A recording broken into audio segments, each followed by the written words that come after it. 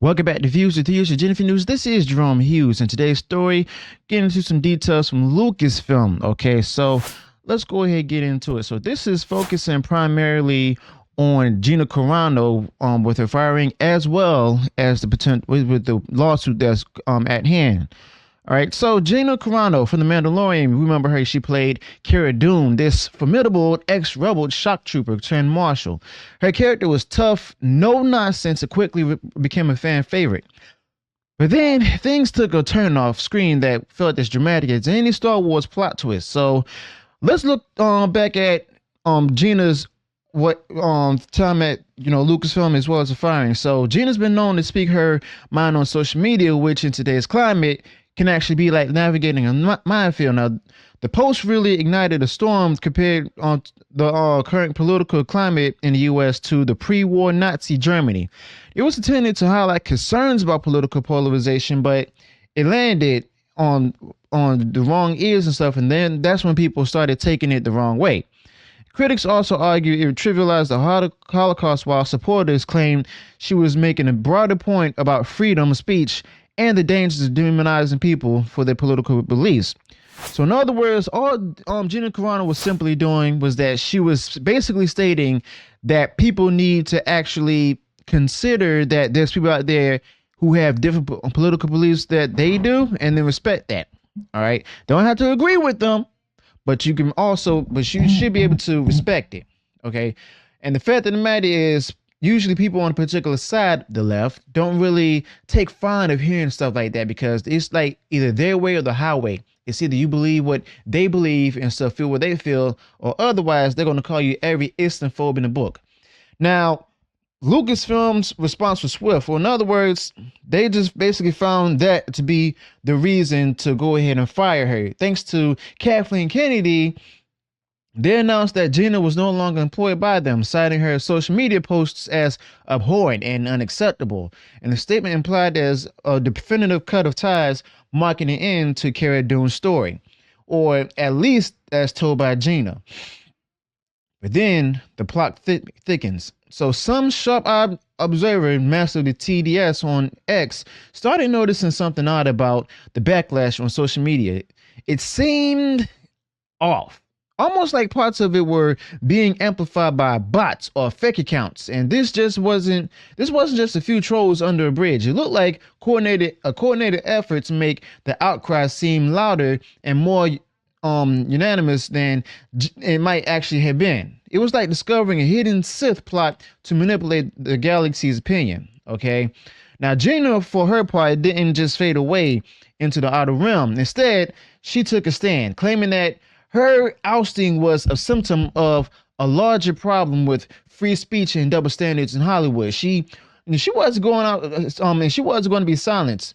Now, she decided to go ahead and make a move that surprised some and seemed natural to others. She teamed up with the Daily Wire, a conservative media company, to produce a star in the film. And it was her declaration that she wasn't just going to disappear, but rather continue to make her voice heard, albeit on a different stage. Now, the whole saga actually opens up a big can of womp rats, yes, pun intended, when it comes to issues like the power of social media, the boundaries of free speech, and the role of public figures in shaping or shaking societal norms.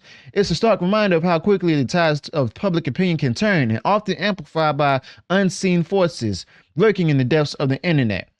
So here we are, sipping our coffee, pondering the complexities of our modern life and the digital age itself. It's a story that is much about Gina Carano and Star Wars as it is about us. Now, how we communicate, how we disagree, and how we navigate the choppy waters of public discourse. Now, people don't want, we didn't want Gina Carano to be gone. All right.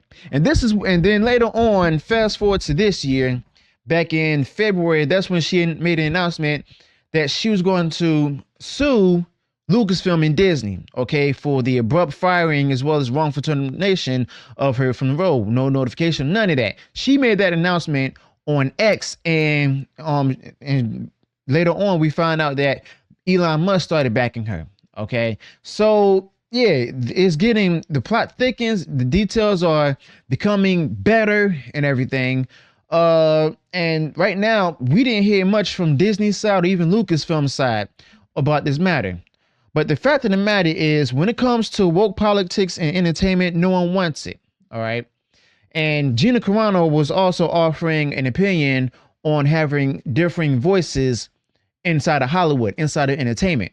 Okay, so basically it seemed as if, and I could be wrong with this, it seemed as if she could be going ahead and deciding, like, if you want to have liberal ideals and stuff into different IPs, you should make sure go to at least have conservative ideals in the fray. All right, but other than that, no woke politics and entertainment, especially Star Wars.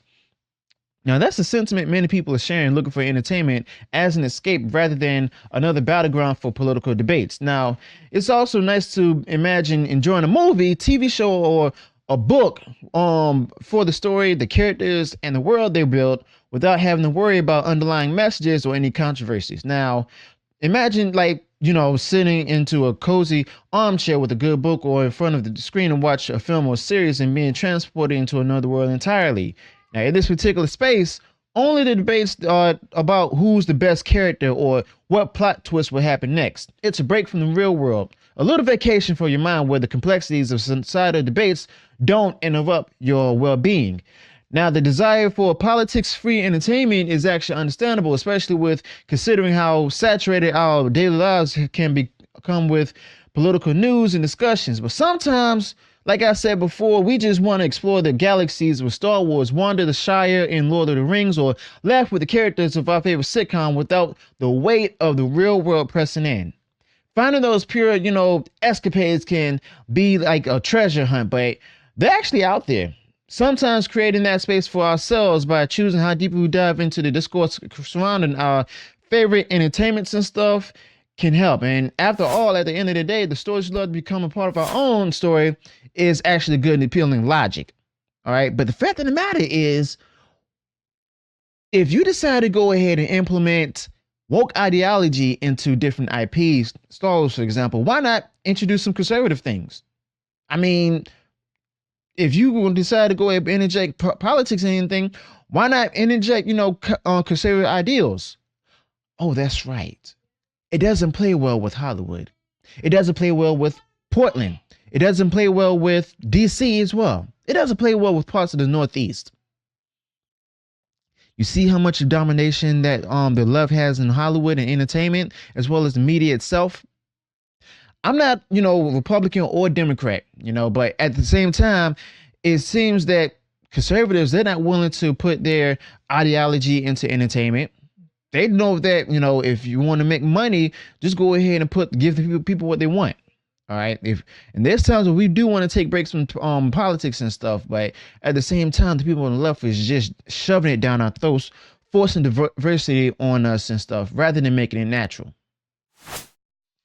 So let me know your thoughts about this in the comments below. Also, be sure to include any additional details in this on this particular matter. How far do you think that this will go? Do you think that, there are actually bots out there, or do you think it's all fake? Matter of fact, I'm going to go ahead further research this and see about like evidence of any posts on X or old Twitter and stuff where there's Lucasfilm bots out there that provide it. And I will get back to you all on this. So let me know your thoughts about this in the comments below. Also, be sure to include any additional details on this topic. If you enjoyed what I shared in this video, go ahead, smash the like button, and share far wide across social media. And if you haven't done so already, you enjoyed all the content up out there, go ahead, subscribe to the channel, click the bell notification so that way you'll be notified of future uploads and updates. Until then, peace.